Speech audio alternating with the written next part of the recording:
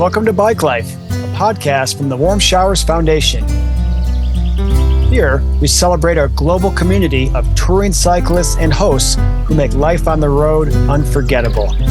Through stories, insights, and shared experiences, we explore the connections that fuel every journey. Whether you're pedaling across countries or welcoming travelers into your home, you're part of a movement rooted in generosity and adventure. Discover more and join the community at Warmshowers.org. Now, let's hit the road together. Hey everyone, this is Jerry Kopak, the host of Bike Life, coming to you from the Rocky Mountains of Breckenridge, Colorado. If you've ever thought about what biking around the world entails, settle in, because today's guest knows a little bit about that. Ted Eliason, who goes by the Instagram handle Biking the Blue Marble, spent nearly 4 years cycling solo around the world, riding over 82,000 kilometers through 56 countries across 5 continents. From sandstorms in Kazakhstan to the crazy roads in India, Ted's journey is packed with powerful reflections on fear, transformation, and the kindness of strangers. Hey, Ted, welcome to Bike Life. Yeah, thank you, Jerry. Now, I've been a big fan and admittedly a follower of your travelers ever since we met back in northern India in probably 2022. I came home 3 weeks later. You came home 3 years later. So tell me about your journey and what was the impetus? Oh, man. So the story, sometimes on the bicycle, you have a lot of time in your head to think to yourself. And I find the question of why did you do it is a recurring question. Sure. Sort of with no single answer. Things push you towards things in life, push you away from other things in life. The origin of my story probably started when I was young and I wanted to climb some of the highest mountains in the world. And it resolved itself wanting to take some time to have a big experience.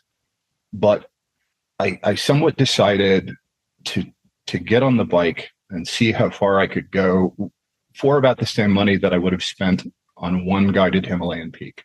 Oh. I decided that would be my grand adventure instead of trying for Everest or something like that.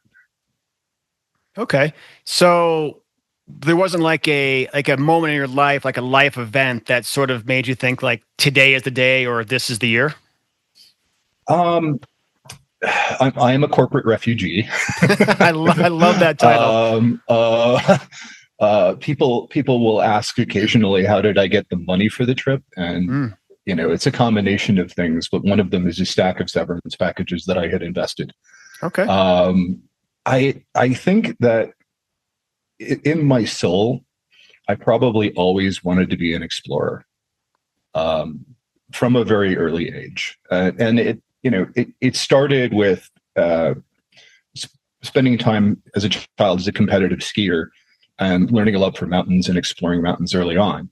Okay. But, I think my personality would have been very happy in the sciences. It would have been very happy exploring the frontiers of human knowledge.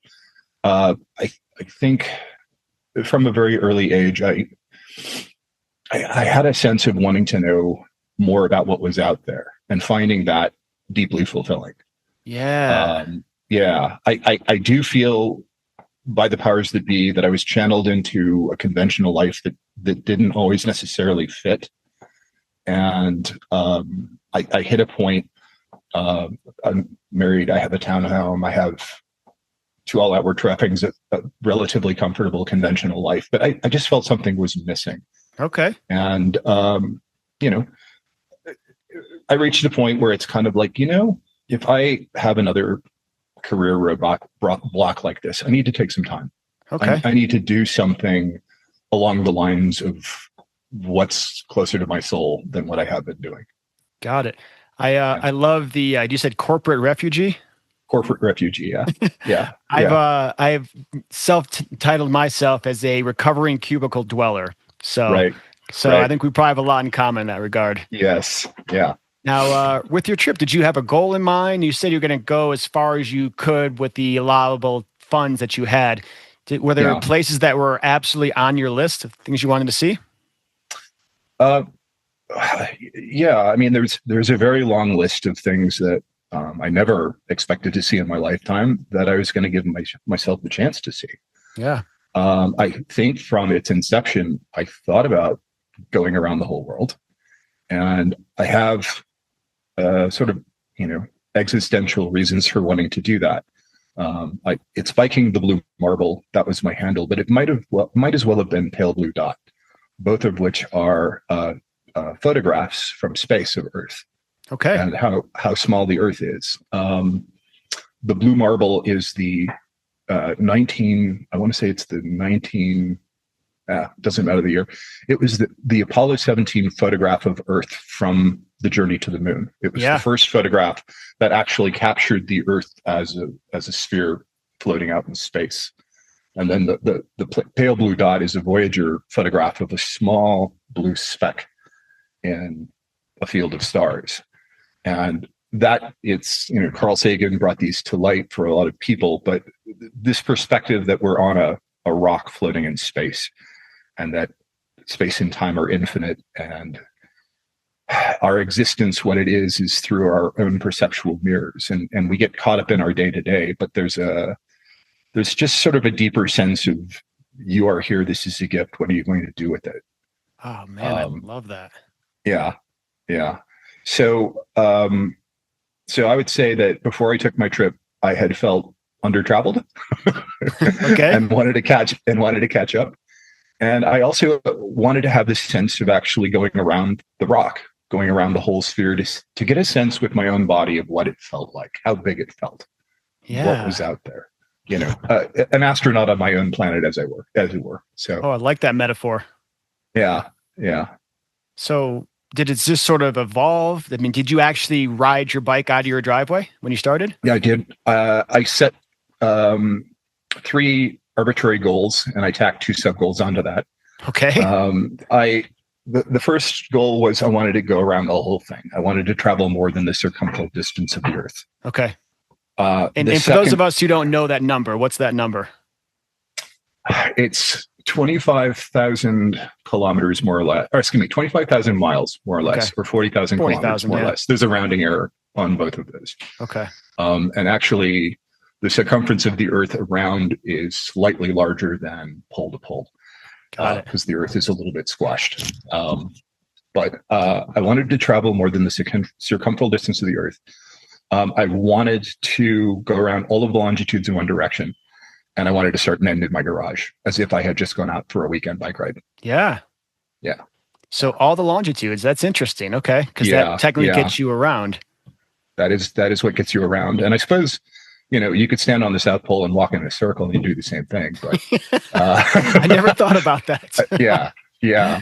The sub goals, I wanted to do it for more or less what I would have paid for one permitted guided Himalayan peak. Okay. And I came out around that. And I also thought as a bonus, seeing 50 countries. Okay. Which you also checked the list. Okay. Yeah. I met all my goals. Was there a particular country that you really were excited to see? Well, yes and no.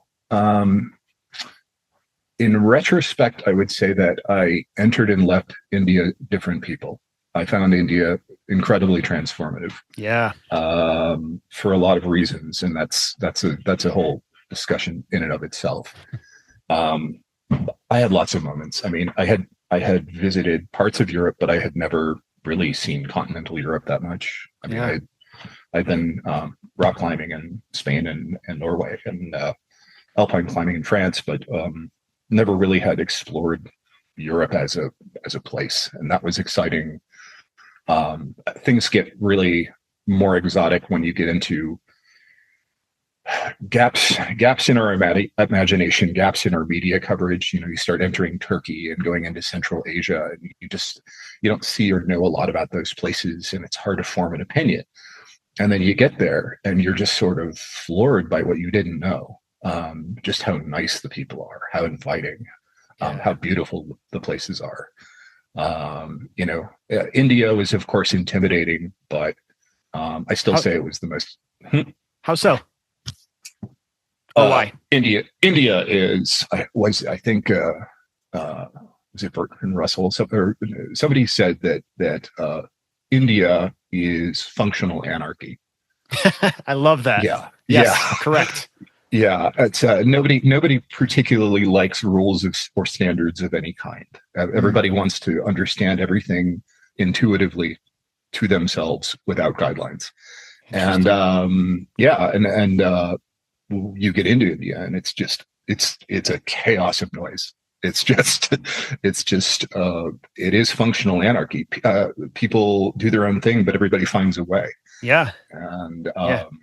uh, I my whole my whole framework for thinking was really changed by that. okay. Of Yeah, course, I've often called it organized chaos. it is organized chaos, Yeah. self organized chaos. Yeah. Uh, I mean, it was cool to go across Australia. Never thought I would go there. It was cool to bicycle 13 months through Latin America. In the United States, I had acquired Spanish with some fluency, and I didn't really plan to spend 13 months in Latin America. It sort of took on a life of its own. But I always thought that was something that I wanted to do: spend a year in Latin America, speaking mostly Spanish. And I just wound up doing it at the end. So it became a 4-year rather than a 3-year trip. But How was yeah. the like the different dialects going through South America, Central America? Were you able to kind of get Uh, by? yeah, I had some challenges. Everybody complained about how Chileans and Argentinians can speak extremely fast, and that's Mm, true. But they're so incredibly inviting and social that I routinely found myself up pretty much every night there, talking with people for hours at a time. And yeah. those cultures, they get up late, they do a couple of hours of work, they siesta, they go back to work a little bit, and then they stay up all night barbecuing and drinking, Cabernets and Malbecs in Chile, or Malbecs and Cabernets or Merlots in Chile, or Malbecs in Argentina. Malbecs. Yeah. Yeah, yeah. So just an incredibly friendly and social culture, and it was very easy to absorb, rapid fire campfire Spanish after a short while. I did struggle quite a bit with the slang in Colombia. Okay. Once I got into Mexico, I was very used to that slang, so that was a very comfortable thing for me. And I guess from Mexico, looking back at Latin America, I could really understand the Spanish that I picked up in the United States was very Mexican, and other people speak quite differently from that. But think of how much richer your experience was because you're able to talk to people in their native language as opposed to Yeah, just using, say, Google Translate or just right. miming certain things. Like, Yeah, what a cool yeah, opportunity that you had because of your language. right. I mean, I took 8 years of French, which Okay. I don't speak very well. I was tested in Quebec a bit, and that was actually great too because of the immersion. But I started acquiring Spanish. I had a career fallout during the .com era, Okay. and I wound up working in professional kitchens for a while, and that's Yeah. where I started acquiring it, and I just picked it up on my own. But I still think becoming fluent in Spanish was one of the richest cultural experiences I've ever had.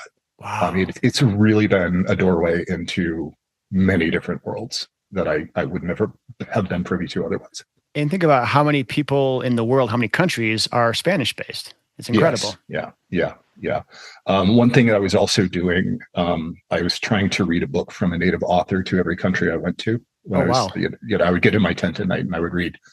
And when I was going to the Latin countries, I read a book in Spanish from every country I went to. So Wow. yeah.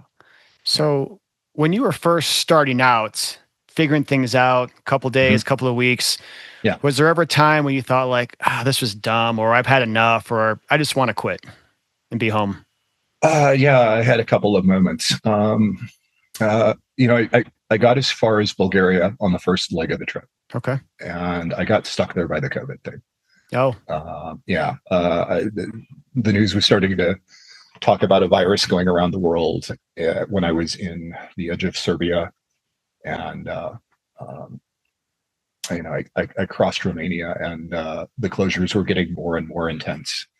I stayed with a border guard, actually a husband and wife border guard in Romania, Great people. I'm still in touch with them. And I got to Bucharest and I got close to the border, and I got a call like early in the morning. Ted, get out of Romania. They're going to close the border today. Wow. And so I basically raced to the border, and at that point, the border guards were already, wrapped in plastic with face masks and Sure. gloves, and they didn't know what to do, and they wound up letting me through into Bulgaria. And so I was racing to Turkey because, like, even if I make it into Turkey, Turkey is about the size of Utah, Colorado, and Kansas combined. So even if Turkey's locked down, it's a pretty big space. Yeah. And you can kind of wander around a bit, and hopefully things will get under control and the border will be lifted. Yeah, because nobody knew. Nobody knew what was going to happen. Nobody knew how long it was going to last. What happened was the day before I got to the border of Turkey with Bulgaria, people were like, it closed yesterday. Oh, man.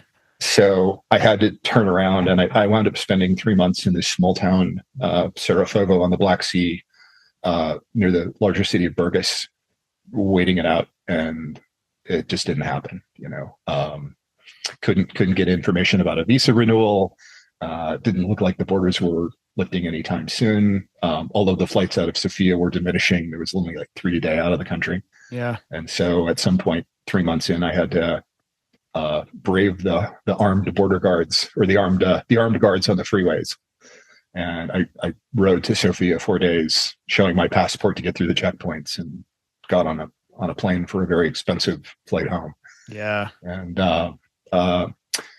when I was home, I was immediately depressed because my project was not going to happen the way I wanted. I wanted to kind of go around in one go. Yeah, of course. Yeah. I wound up, my wife said, well, why don't you go out and see your brother in Oregon? So I bicycled out there. Okay.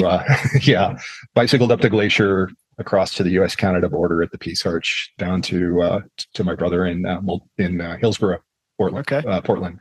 Spent a couple of weeks with him before going down to Tijuana, and then finally making my way home. And didn't get a job right away. Kind of rotted for a while, and I gained a lot of weight. And I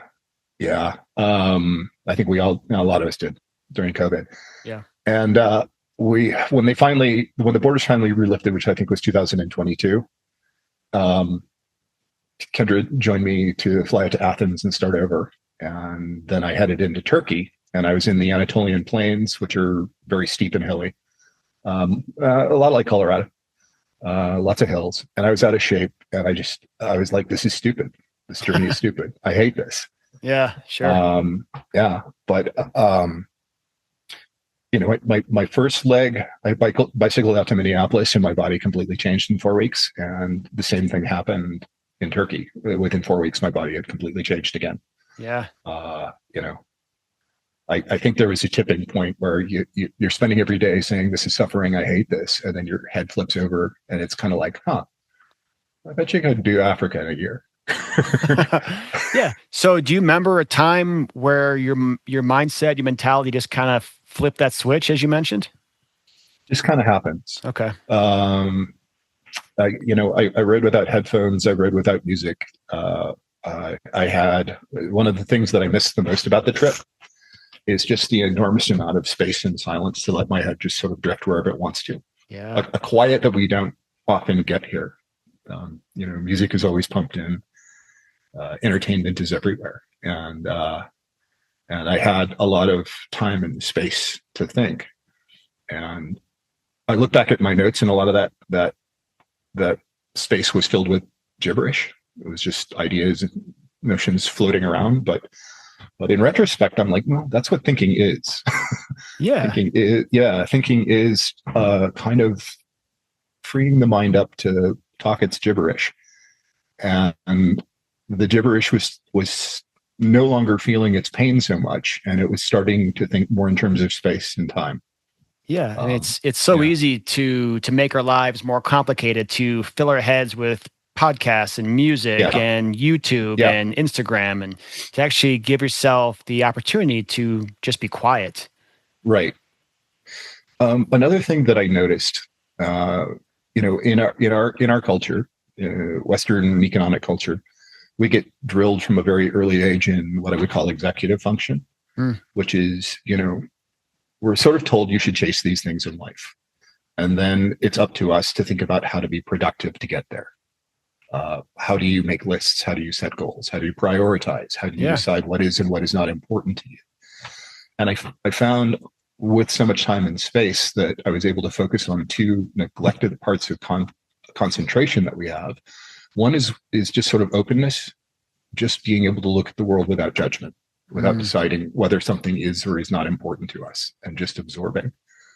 And the other is flow state, just being in a zone like this, where you're 7 hours in motion every day, 6 days a week, and your head can just sort of go where it wants to and think things based on new experiences, look back at home with some distance, maybe saying that you don't know certain things that you thought you did. Yeah. Altered perspective. Yeah. Yeah. That concept of flow state is definitely powerful. And it's hard to describe what it is or when it happens, but you know when you're in it. When things just kind of, lack of a better word, like they just sort of flow. They just kind of move like water over stones. Yeah. I found a strange affinity after the fact to some of the flattest spaces in the world, something that I didn't realize. Like the first time I crossed the Great Plains, I was just like, oh my God, when is this going to be over? You know, this is a landscape where it's like blue above and green below, and it goes on forever. Yeah. By the time I hit a Kazakhstan or in Australia, I welcomed it. It was like I would just enter this flow state, and days would just disappear. But I was happier. I would go into the tent at night feeling really good. So, okay. Yeah. Sort of let your mind wander, right? Yeah. So, on the show, I talk a lot about all the amazing parts of bike travel, the people, the landscapes, the cultures. Yeah. And I think sometimes people don't realize that bike tours, especially tours of lengths like yours, like there's some dark days. Like, it's not all rainbows and unicorns. Yeah. Do you remember any moments where you were biking across Kazakhstan or someplace else where you thought like, man, this is too hard? Yeah. I mean, I could come up with a long list of days like that.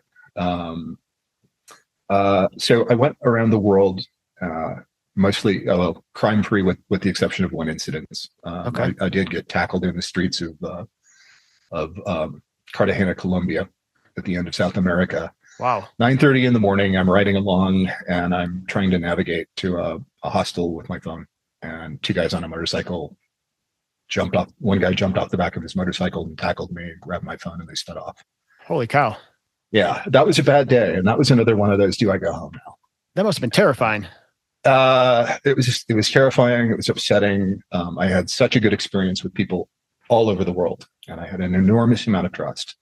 And that was kind of heartbreaking for me. And I was somewhat despondent. It was, getting another phone, trying to recover all of my data from Google and Apple, and getting my banks working again. And, it was just, I mean, 99.999% of the world out there is way more kind and friendly and warm than I ever imagined. But there is a fraction of a percent that will kill you over a cell phone.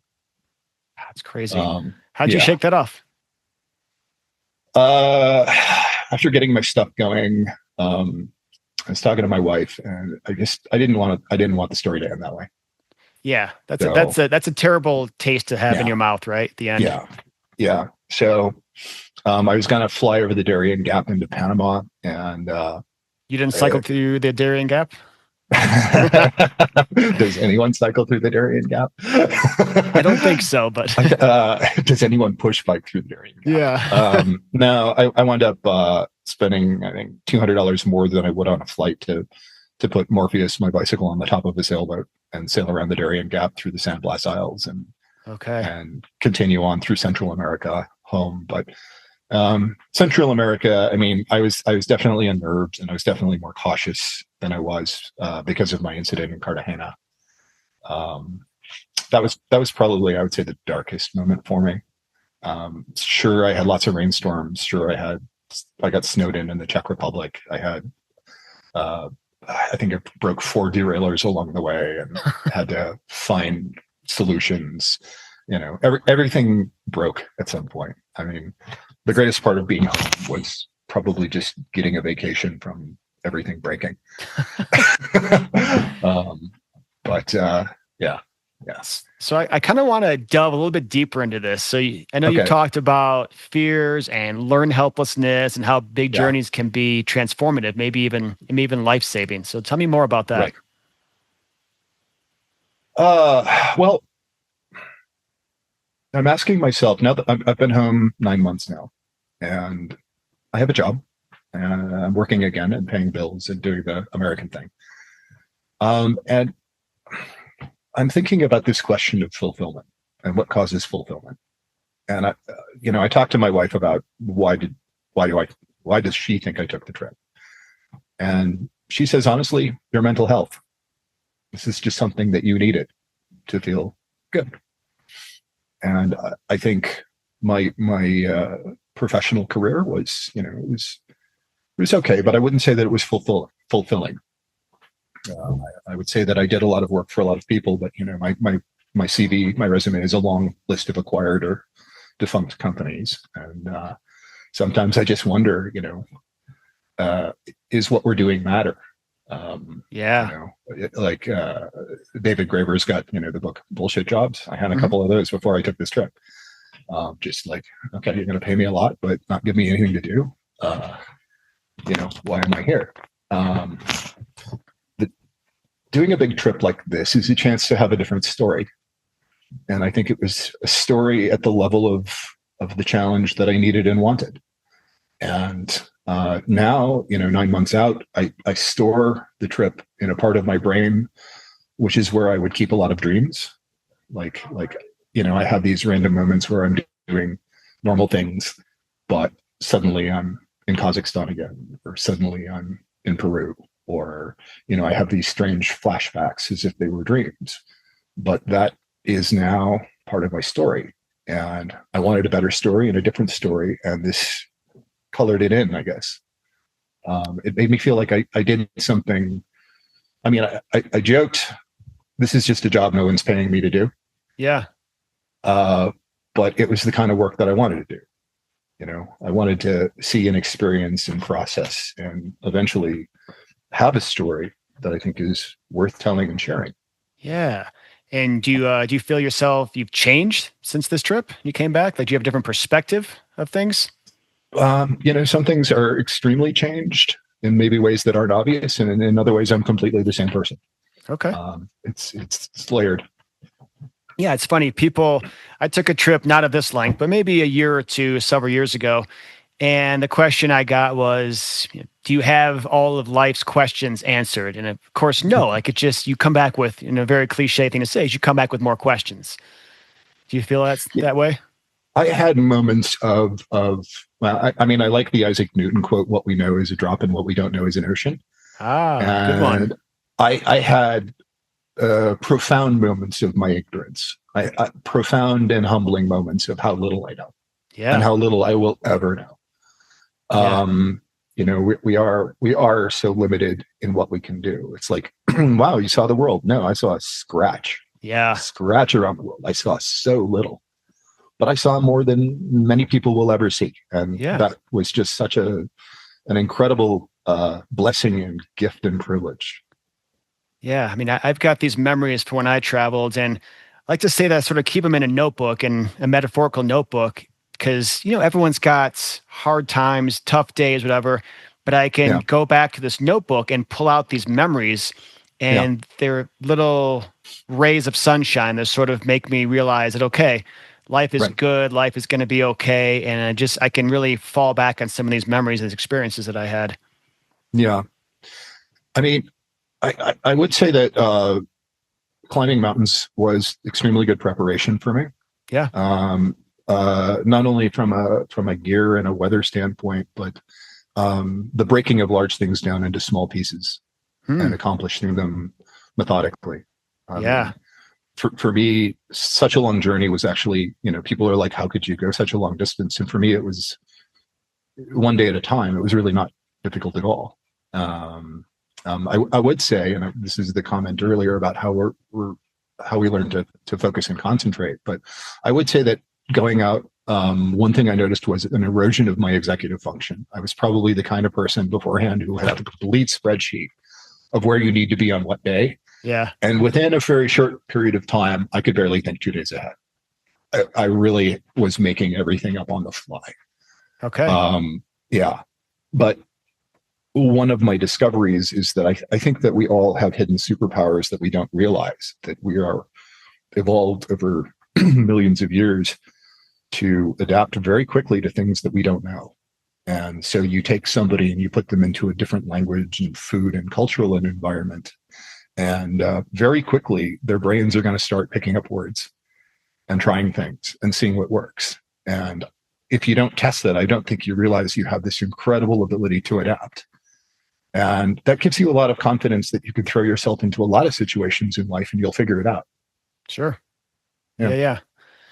So on that same line of thinking, emotionally, what was it like cycling home to your driveway? Like re-entry, back to normal life, or even just crossing the border from Mexico, then Colorado, where places became familiar to you? Yeah. Once I got into Monument Valley and started seeing, the La Salles in the distance, I started weeping. Really? Yeah. Seeing prairie dogs. Prairie dogs in Colorado, definitely a thing. I mean, I thought when I got home, I was going to absolutely lose my emotions, and I didn't. I was blissfully happy. It was so great to make it all the way around back to my garage and see about 30 people I knew, and to be home. The like Monument Valley in the Falls and eastern Utah is sort of the edge of our normal playground here in Colorado. Mm-hmm. It's like as far as we can drive on a weekend and get back and go to work. Yeah. So, when you reach the edge of the playground, you have this tremendous sense of home. One of the experiences that really caused me to lose it, sorry, I'll be official. Yeah, man, I love it. It was Thanksgiving Day, and I was going through the Northern Navajo Nation. Yeah. And, it's remote, everything's closed. And I'm just kind of like, okay, I'm going to be eating protein bars for Thanksgiving. Happy Thanksgiving. And I passed this town of Twin Rocks. And there's a restaurant and it's full. And I'm like, there's no way I can afford that. So I keep going. 3 miles down the road, a couple of Navajo women in their car reach out the window and say, "Hey, you had Thanksgiving?" And I'm like, "No." And they're like, "Go back to Twin Rocks. It's free." And I go back to Twin Rocks, and sure enough, the local Dene, the local tribal council and the Mormon church every year put on a banquet for the whole area. Amazing. And it was free, and they let me in. And it was just the spread of all of the American Thanksgiving food. And it was just like, who's that grubby bicyclist bawling his eyes out at the table? Because it was just so emotional having the flavors of home that just brought me back to so many memories. I tried to recreate American Thanksgiving one time in Slovenia for me and another hostel guest, and it's like we did our best, but it's just not the same. Yeah. So that I had a lot of extremely emotional moments, I would say, from the Four Corners area at home, just knowing this is the last lap, this is, and you're in your backyard again. Oof. Wow. Yeah. So I know you had mentioned about the gap in the map, the Middle East and Africa. Yeah. Is that on the horizon somewhere? And I guess what's drawing you to those places? Oh, we'll see what happens. I was recently reading Charlie Walker's book about going through Africa, and I hate to say it made it sound a little less appealing.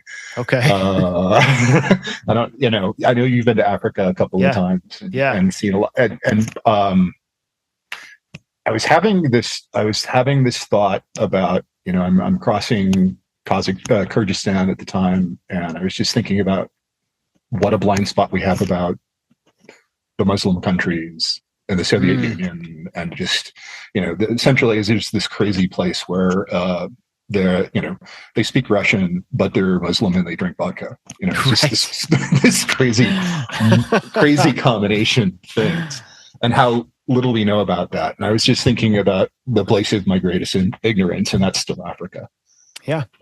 Yeah. and part of me, like I've cycled across 5 continents now. Although in North America, it wasn't like Alaska to Sure. Newfoundland. It was Cape Balava to Newfoundland, Cape Balava, Washington to Newfoundland. But Yeah. yeah. Do I want to do another continental crossing? We'll see what happens. Okay. We'll see what Okay. happens. I don't know. Well, I mean, I've been to the Middle East several times, mostly Israel, and it was fascinating. Right. And I think you probably would have the same sentiment. It's like we travel all over the world to these places, and maybe the news or the media will tell us these places are dangerous, you shouldn't go there. But Right. experiences that I've had, and I can only speak for myself, but people are just people. Yeah, they're kind, they're generous, they're helpful. They've got their own ambitions, their own goals, their own fears, their own aspirations. Right. They're just like us. They're just trying to figure it out and live a good life. And that's been my experience traveling through Israel, even though Israel has got some places that are, a little bit in conflict right now. But right. Yeah, I think that's absolutely true. I think with Africa, Africa doesn't lend itself very well to circumnavigation, sure, because the big bulk of it is the Sahara. Yeah. And Northern Africa, for various reasons, is prohibitive. And I don't know. Do you want to just cut across equatorial Africa? I don't know. I hadn't been to Europe. I mean, I'd been to parts of Europe, but I'd never really been across Europe. Yeah. I chose Central Asia first, but I do know, Africa is the continent of my largest ignorance, and that makes it exceptionally fascinating. and think of the patchwork of different cultures and languages there. Right. I mean, there's obviously a good chunk of countries there that are French-based, just because of the old French influence. So that will probably tap back into your 8 years of dormant French speaking. Right. Yeah. No, it would. I was actually quite surprised at, how bad my French was when I started off in Quebec, and how good it got within 1 month. Nice. Just through immersion and familiarity. But I know there are more people in Africa that speak French than there are French speakers in France. And that makes sense. As much as the French have tried to control the language forever, it's kind of going the way of Spanish. You can't tell so many million people what to do. So, I mean, I think the shifting French dialects, accents would be equally fascinating to me in Africa. Yeah. And I had thought Cairo to Cape Town route, but right now the Sudan is prohibitive. Yep. The Saudi Arabia is miraculously open. So when I was traveling, there was sort of a gold rush to be the first solo female explorers of Saudi Arabia on a bicycle. Yeah. But I actually just interviewed someone, her name is Helen, who I think she did cycle through Saudi Arabia. Right. And also she thinks she was just in Libya recently, which is a whole different story. Yeah. I mean, I haven't bought the ticket. This is, truth be told, do you miss riding and exploring? Oh, I hear the call of the wild once a week, at least. I absolutely miss it, and I absolutely want to be out there. But I also need to be home, and I need to help Kendra and maintain a house. And she was doing it on her own when I was away, and I owe her that.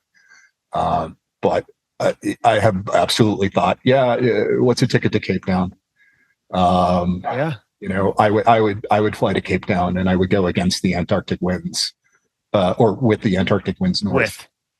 With the Antarctic winds north, probably up to Ethiopia, Eritrea, Djibouti. Okay. And then probably fly to Oman from there and cross through Saudi Arabia up to. I would want to end in. I would want to end in Turkey. Okay. But But we'll see. I read before the trip. I read Alistair Humphreys' books on traveling the world, and he had to reroute through Africa because of 9/11. Yeah. When I was reading those books, I was like, the world and the shape of the map changes faster than you can get around it on a bicycle, and that's just part of how you have to improvise. But traveling slow, I think, for me is the way to see things, because I've said this before on different shows that you can catch a bus or a plane or a Right. car and still end Yeah. up at the Taj Mahal. Right. But it's all those small villages, interactions with people Yes. along the way. Like Yeah. you could have just driven all the way through Arizona, New Mexico, whatever. But think Mhm. about the people that you met just by chance who said, "Hey, head back there and have dinner," Yeah. that you wouldn't Yeah. have met if you weren't on a bicycle. Kendra and I actually had that experience. She flew to Chennai, India to visit me. Yeah. And we spent some time in Chennai, and then we hopped a flight up to Agra to see the Taj Mahal together. And then we took a bus to Rishikesh. Yeah. And we had a week of quote unquote backpacking India, which was a sleepless, jarring, bouncing experience. And, go back to Chennai, and I'm kind of like, backpacking is good to see things, but that I don't enjoy it quite the same way. And yet I'm not a walker. I met walkers on the road. And that's a different breed. That's just, that's really slow travel. Yeah, for sure. Yeah. And I don't think I'm a walker either. I think I don't know. I like to comment from your book. I think the one that stuck with me the most was if you have an open-ended journey, for a lot of people, taking a journey is you're leaving a place to go someplace else and then return back to it. And when you're taking an open journey, you're not returning to a life. This is just life. Yeah. And I like the idea of straddling between the two. That to some extent it is open-ended, but to another extent you do have a base to tag. Yeah. But every time it changes. It's a dialectic. So, yeah, for sure. Yeah. If you don't mind, I want to wrap things up with a little. I've been doing this a little bit on some of the other shows, but I think this will be fun with you. So a little rapid fire sort of travel questions. Sure. Sound cool? Yeah. All right. This first one's easy. I know the answer to it, but does your bike have a name? The bike's name is Morpheus. Because of the Matrix, the red pill wakes you up, right? That is exactly true. Okay. The Matrix is also a retelling of Plato's allegory of the cave. Dang, you're deep. This this idea that everyone that you are surrounded by lives in a world of illusion, including yourself, unless you break out of it. Right. Morpheus is also the god of dreams, the shaper and changer. So it's the red pill. I wanted to take the red pill and see how deep the rabbit hole goes. So just so we're clear, your bike was named after the movie or not? The movie and the Greek god of change. Okay. Because my dreams. My simpleton brain immediately went to the Matrix. Well, yeah. Hopefully, not too many people think of Kazakhstan in terms of Borat, but it happens. Touche. Yeah. But Morpheus's name in the Matrix was very carefully chosen. Gotcha. Yeah. Okay. Yeah. Very cliche question. You probably hear this or get this question asked too much, but whatever. I'm going to ask you anyway. So every place is different, but did you have a favorite place or a place maybe you'd like to go back to? Like for me, I loved India. I've been to India 3 times. Right. Yeah. There is no perfect place. Nope. Anywhere. I had a favorite on each continent. One where I would want to work and live, and another where I would want to retire. Yeah. Okay. My favorite place in the world was probably Ladakh, India, in the Himalayas. Yeah. That was like a fantasy of every climber movie I ever watched come real. And I just the quality of the light, the quality of the air, the Buddhist culture. Am I dreaming? But I had my best experience on the trip cycling through Cambodia with Kendra. Really? Yeah. Which it turns out was the poorest country I went to, but I would never have known it. I found the people so inviting, the food so amazing, the deepness of the anchor culture, just going into very, very small towns and eating breakfast soup in cafes at tables with people, affordable, lovely, comfortable, wonderful. There's a very, very dark backstory there, and everybody there is a survivor. But there's a new cyclist. He's older. He had I can't remember his name. He had a stroke after a long corporate career, I think, and decided to do something else. And now he's splitting his time between living in Siem Reap outside of Angkor Wat in the winters and bicycling in the summer. Okay. And I was like, that's a pretty good plan. Maybe he might be onto something there. That sounds really good. Was there a particular place that was challenging for you? For whatever reason, culture, weather, conditions, anything that was just challenging? Peru kicked my ass. Why? It's the story with Peru is funny because I had actually been to Peru 10 years prior to my trip to climb in the Cordillera Blanca with Kendra. Yeah. And had a really amazing experience doing that. Loved the culture, loved the people. Going through Peru up from Lake Titicaca, I tried to follow the Trans-Andean route because honestly, the Peruvian coast is one of the ugliest in the world. It's just this sandbank into the fog the whole way. It's very, very easy riding, but it's far more dangerous. And so I went up through the Andes, and the Andes are not the Himalaya. The Himalaya of Ladakh are like a front range where you're riding along the range. It's very high altitude, but at least the road out to Srinagar is not up and over the mountains; it's along the side of them. Peru, Zojila? I went down Zojila. Okay. Yeah, which is still one of the most breathtaking descents I have ever experienced. It's just 3 days of descending. yeah, 3 days of descending down into to Kashmir. But Peru, the road is up and over the mountains, so it's a 5,000 meter climb followed by a descent, followed by a 5,000 meter climb. Oh God. A lot of times you couldn't get the climbs done in a single day. No, so it's a 3-day climb, right? yeah. Well, 2 days, but it's like, how do I even find level ground to put a tent? Yeah. And I was sore. I was exhausted. It was late in the trip.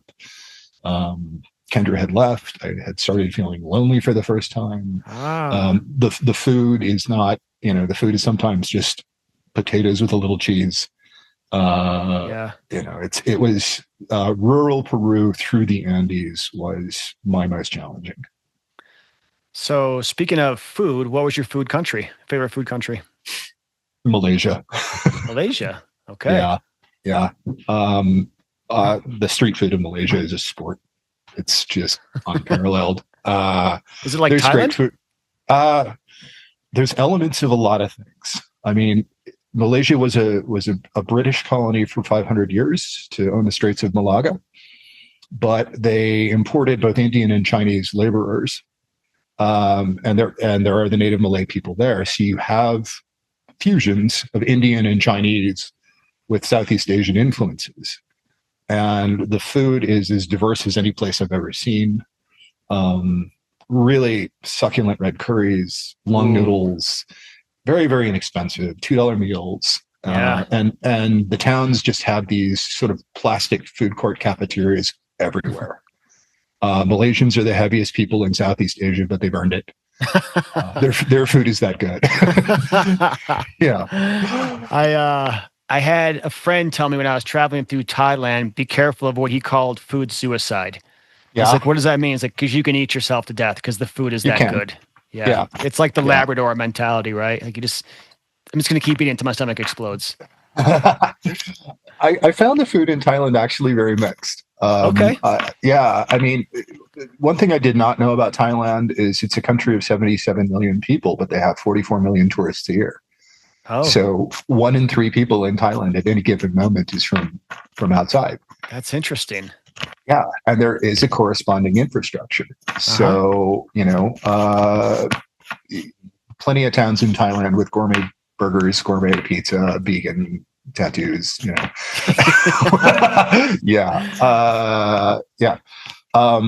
off the beaten path, some of the street food at the night markets. Yeah, absolutely. Some of the best food in the world. Yeah. But there are also your Thai equivalent of Outback Steakhouse there, where you're paying a lot for something that's not that good.